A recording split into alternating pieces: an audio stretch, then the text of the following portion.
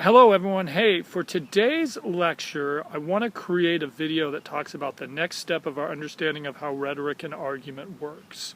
So we've already established that rhetoric and argument use three things.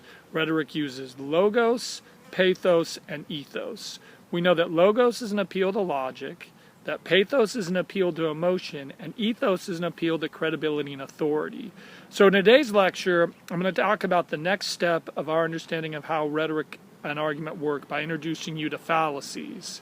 And what you should have done is you should have read over the link to the website that I listed earlier in the module, so you have some information, and this video is just supposed to complement what you might have learned from reading over from the website.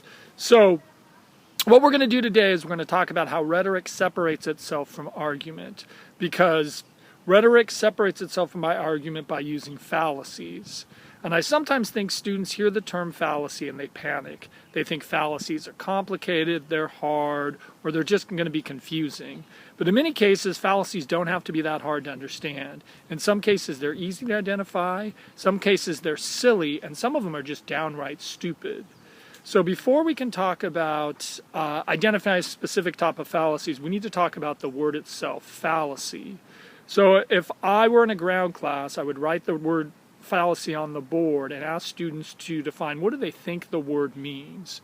So if you hear the word fallacy, think about what's the first thing that comes to mind.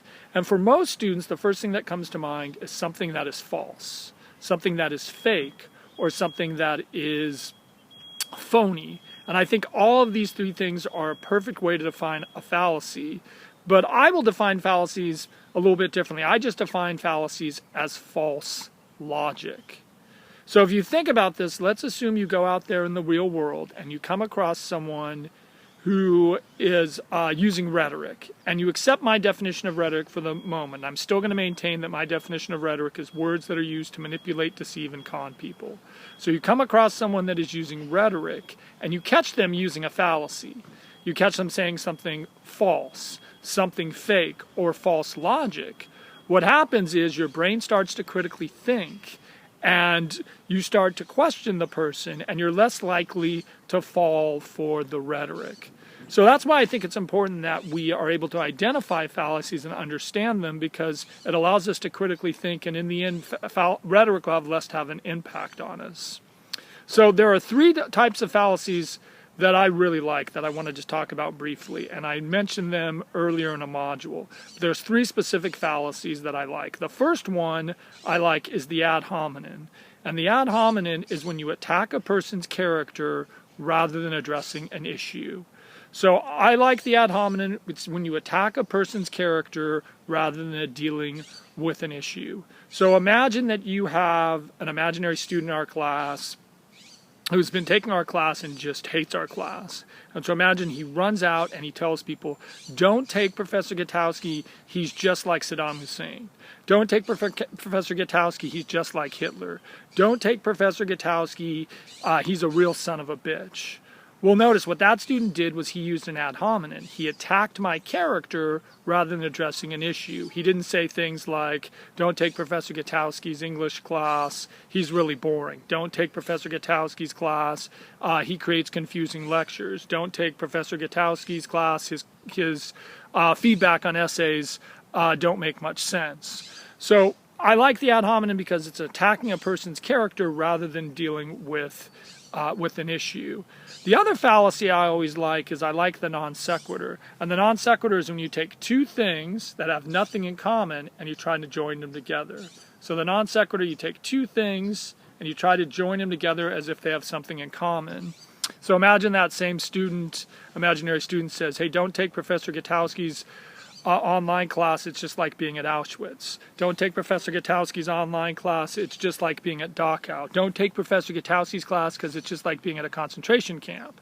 Well, notice what that student did was he used a non sequitur, right? He compared my class to a concentration camp, and no matter what you think of my class, it's nothing like being in a concentration camp.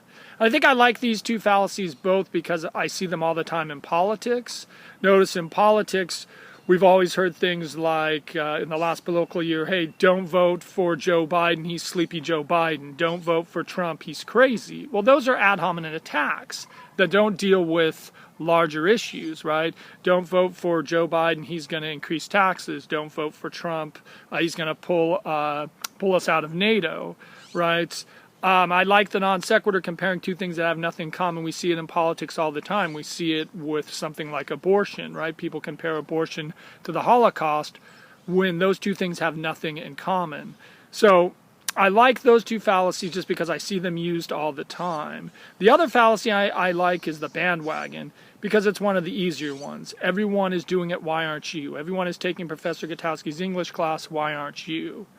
So I'm going to let that settle, and what I'm going to do, there's a discussion board question that's pretty easy. It's just basically ask you to review the fallacies that are listed on the website, and you're just going to pick the fallacy that you think is the most interesting and the fallacy that you like the least, kind of explaining why, and then we'll just in the next couple weeks play around with logical fallacies.